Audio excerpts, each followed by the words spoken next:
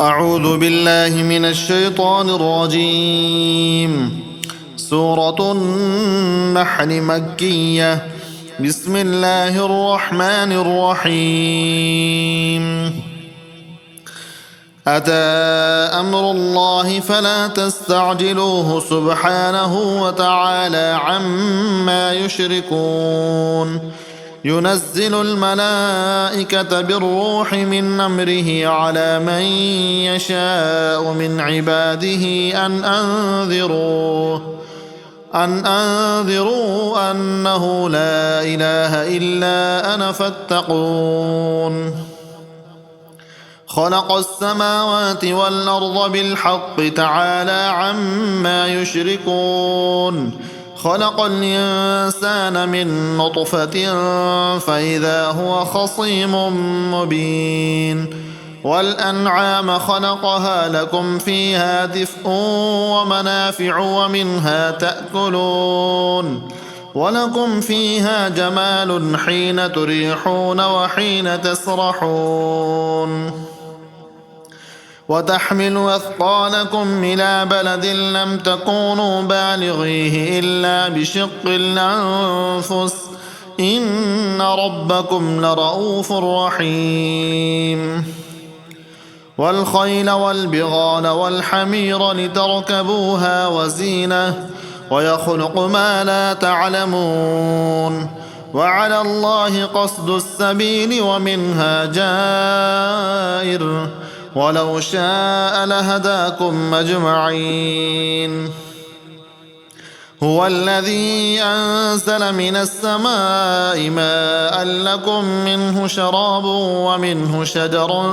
فيه تسيمون. ينبت لكم به الزرع والزيتون والنخيل والأعناب ومن كل الثمرات إن في ذلك لآية لقوم يتفكرون. وسخر لكم الليل والنهار والشمس والقمر والنجوم مسخرات بأمره إن في ذلك لآيات لقوم يعقلون.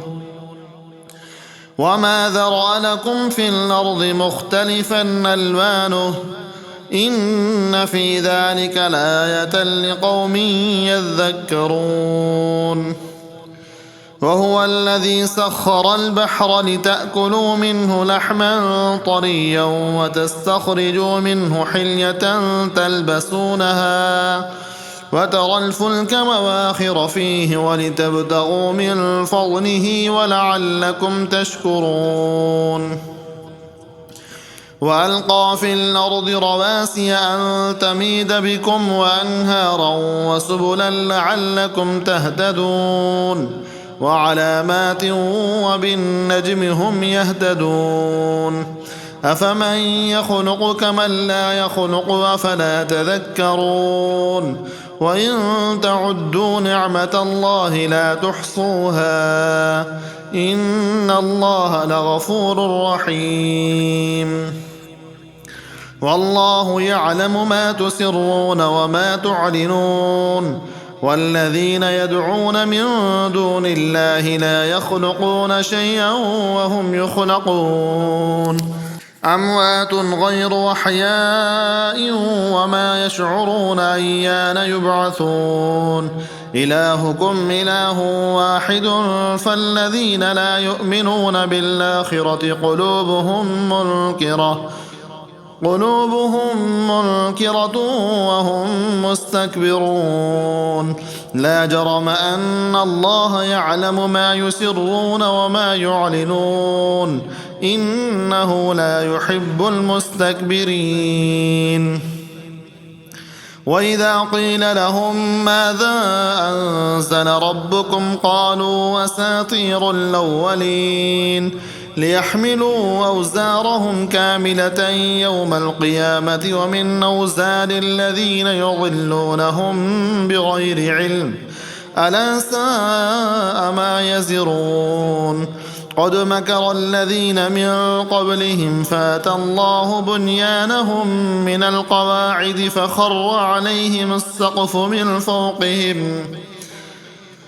فخر عليهم السقف من فوقهم وأتاهم العذاب من حيث لا يشعرون ثم يوم القيامة يخزيهم ويقول أين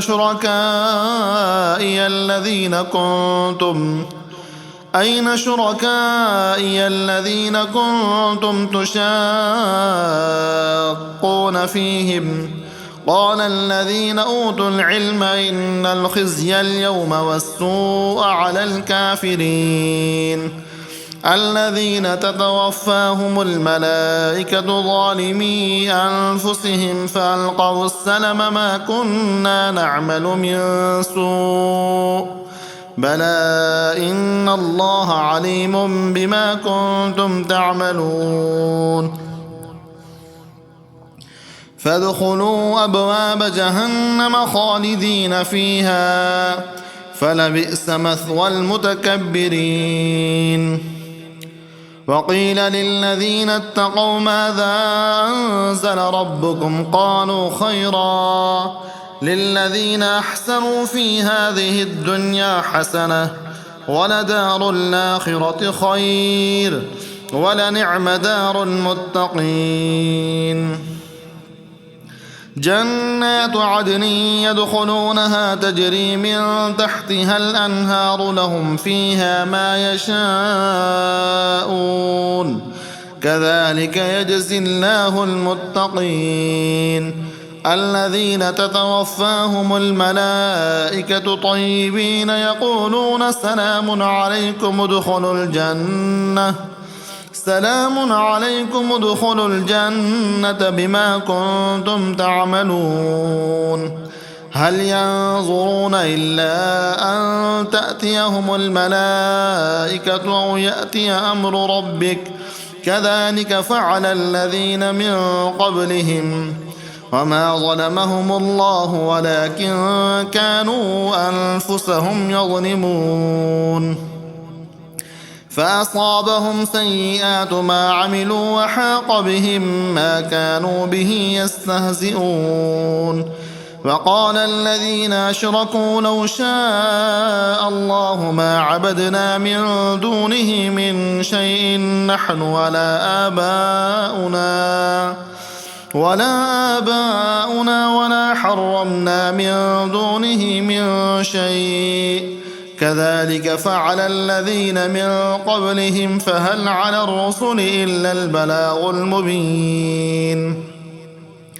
ولقد بعثنا في كل أمة رسولا أن اعبدوا الله واجتنبوا الطاغوت فمنهم من هدى الله ومنهم من حقت عليه الضلالة فسيروا في الأرض فانظروا كيف كان عاقبة المكذبين إن تحرص على هداهم فإن الله لا يهدي من يضل وما لهم من ناصرين وأقسموا بالله جهد أيمانهم لا يبعث الله من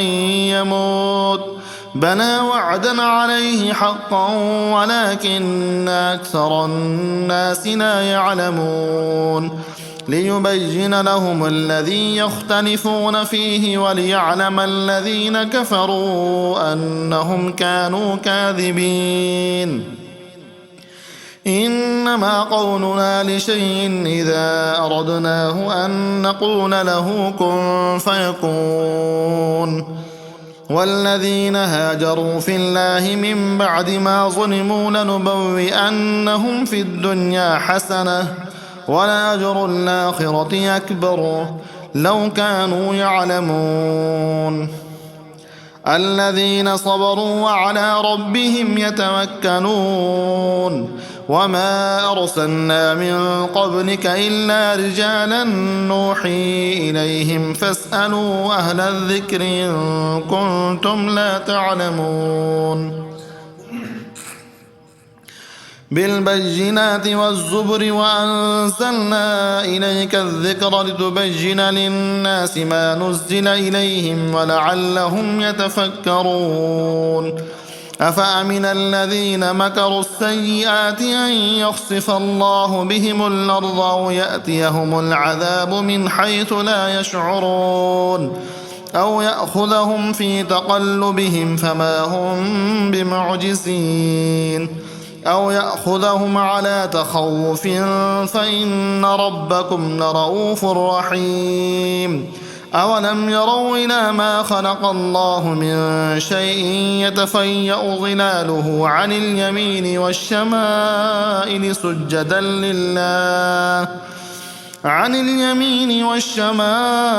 سجدا لله وهم داخرون ولله يسجد ما في السماوات وما في الأرض من دابة والملائكة وهم لا يستكبرون يخافون ربهم من فوقهم ويفعلون ما يؤمرون قال الله لا تتخذوا إلهين اثنين إنما هو إله واحد فإياي فارهبون وله ما في السماوات والأرض وله الدين واصبا أفغير الله تتقون وما بكم من نعمة فمن الله ثم إذا مسكم الضر فإليه تجأرون ثم إذا كشف الضر عنكم إذا فريق منكم بربهم يشركون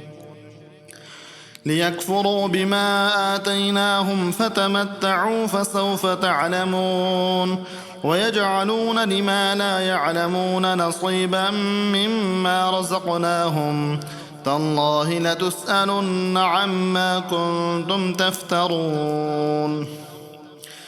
ويجعلون لله البنات سبحانه ولهم ما يشتهون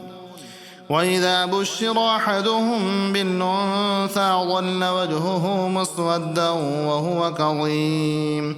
يتوارى من القوم من سوء ما بشر به أيمسكه على هون أم يدسه في التراب ألا ساء ما يحكمون للذين لا يؤمنون بالآخرة مثل السوء ولله المثل الأعلى وهو العزيز الحكيم ولو يؤاخذ الله الناس بظلمهم ما ترك عليها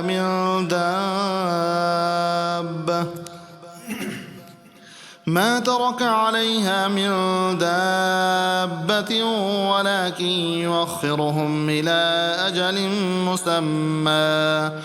فإذا جاء أجلهم لا يستأخرون ساعة ولا يستقدمون ويجعلون لله ما يكرهون وتصف ألسنتهم الكذب أن لهم الحسنى لا جرم أن لهم النار وأنهم مفرطون تالله لقد أرسلنا إلى من قبلك فزين لهم الشيطان أعمالهم فهو وليهم اليوم ولهم عذاب أليم وما أنزلنا عليك الكتاب إلا لتبين لهم الذي اختلفوا فيه وهدى ورحمة لقوم يؤمنون والله أنزل من السماء ماء فأحيا به الأرض بعد موتها إن في ذلك لآية لقوم يسمعون وإن لكم في الأنعام لعبرة نسقيكم مما في بطونه من بين فرث ودم لبنا خالصا سائغا للشاربين ومن ثمرات النخيل والأعناب تتخذون منه سكرا ورزقا حسنا إن في ذلك لآية لقوم يعقلون وأوحى ربك إلى النحل أن اتخذي من الجبال بيوتا ومن الشجر ومما يعرشون ثم كلي من كل الثمرات فاسلكي سبل ربك ذللا يخرج من بطونها شراب مختلف ألوانه فيه شفاء للناس إن في ذلك لآية لقوم يتفكرون والله خلقكم ثم يتوفاكم ومنكم من يرد إلى أرذل العمر لكي لا يعلم بعد علم شيئا إن الله عليم قدير والله فضل بعضكم على بعض في الرزق فما الذين فضلوا براد رزقهم على ما ملكت أيمانهم فهم فيه سواء أفبنعمة الله يجحدون والله جعل لكم من أنفسكم أزواجا وجعل لكم من أزواجكم بنين وحفدة ورزقكم من الطيبات أفبالباطل يؤمنون وبنعمة الله هم يكفرون ويعبدون من دون الله ما لا يملك لهم رزقا من السماوات والأرض شيئا ولا يستطيعون فلا تضربوا لله الأمثال إن الله يعلم وأنتم لا تعلمون ضرب الله مثلا عبدا مملوكا لا يقدر على شيء ومن رزقناه منا رزقا حسنا فهو ينفق منه سرا وجهرا هل يستوون الحمد لله بل أكثرهم لا يعلمون وضرب الله مثلا رجلين أحدهما أبكم لا يقدر على شيء وهو كل على مولاه أينما يوجهه لا يأتي بخير هل يستوي هو ومن يأمر بالعدل وهو على صراط مستقيم ولله غيب السماوات والأرض وما أمر الساعة إلا كلمح البصر أو هو أقرب إن الله على كل شيء قدير والله أخرجكم من بطون أمهاتكم لا تعلمون شيئا وجعل لكم السمع والأبصار والأفئدة لعلكم تشكرون ألم يروا إلى الطير مسخرات في جو السماء ما يمسكهن إلا الله إن في ذلك لآيات لقوم يؤمنون والله جعل لكم من بيوتكم سكنا وجعل لكم من جلود الأنعام بيوتا تستخفونها يوم ضعنكم ويوم إقامتكم ومن أصوافها وأوبارها وأشعارها أثاثا ومتاعا إلى حين والله جعل لكم مما خلق ظلالا وجعل لكم من الجبال أكنانا وجعل لكم سرابيل تقيكم الحر وسرابيل تقيكم بأسكم كذلك يتم نعمته عليكم لعلكم تسلمون فإن تولوا فإنما عليك البلاغ المبين يعرفون نعمة الله ثم ينكرونها وأكثرهم الكافرون ويوم نبعث من كل أمة شهيدا ثم لا يؤذن للذين كفروا ولا هم يستعتبون وإذا رأى الذين ظلموا العذاب فلا يخفف عنهم ولا هم ينظرون وإذا رأى الذين أشركوا شركاءهم قالوا ربنا هؤلاء شركاؤنا الذين كنا ندعو من دونك فألقوا إليهم القول إنكم لكاذبون وألقوا إلى الله يومئذ السلم وضل عنهم ما كانوا يفترون الذين كفروا وصدوا عن سبيل الله زدناهم عذابا فوق العذاب بما كانوا يفسدون ويوم نبعث في كل أمة شهيدا عليهم من أنفسهم وجئنا بك شهيدا على هؤلاء ونزلنا عليك الكتاب تبيانا لكل شيء وهدى ورحمة وبشرى للمسلمين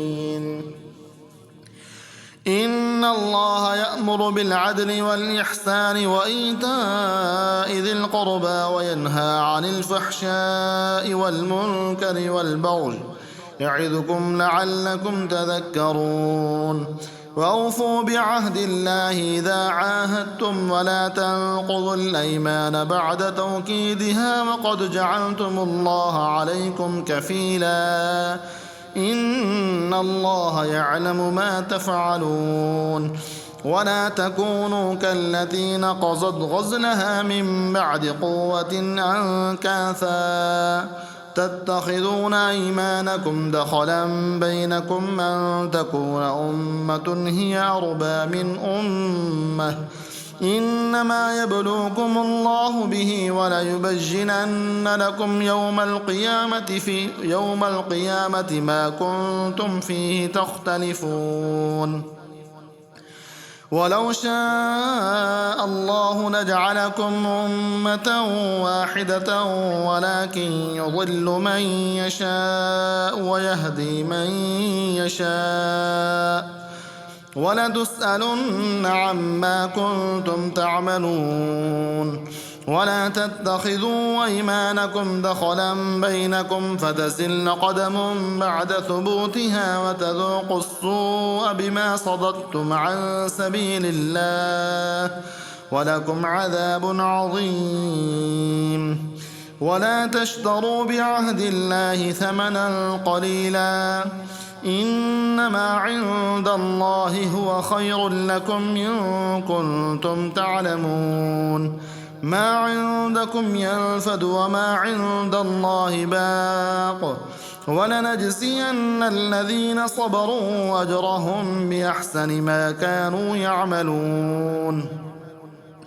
من عمل صالحا من ذكر أو أنثى وهو مؤمن فلنحيينه حياة طيبة ولنجزينهم أجرهم بأحسن ما كانوا يعملون فإذا قرأت القرآن فاستعذ بالله من الشيطان الرجيم إنه ليس له سلطان على الذين آمنوا وعلى ربهم يتوكلون إنما سلطانه على الذين يتولونه والذين هم به مشركون وإذا بدلنا آية مكان آية والله أعلم بما ينزل قالوا إنما أنت مفتر بل أكثرهم لا يعلمون قل نزله روح القدس من ربك بالحق ليثبت الذين آمنوا وهدى وبشرى للمسلمين ولقد نعلم أنهم يقولون إنما يعلمه بشر لسان الذي يلحدون إليه أعجمي وهذا لسان عربي مبين إن الذين لا يؤمنون بآيات الله لا يهديهم الله ولهم عذاب أليم إنما يفتري الكذب الذين لا يؤمنون بآيات الله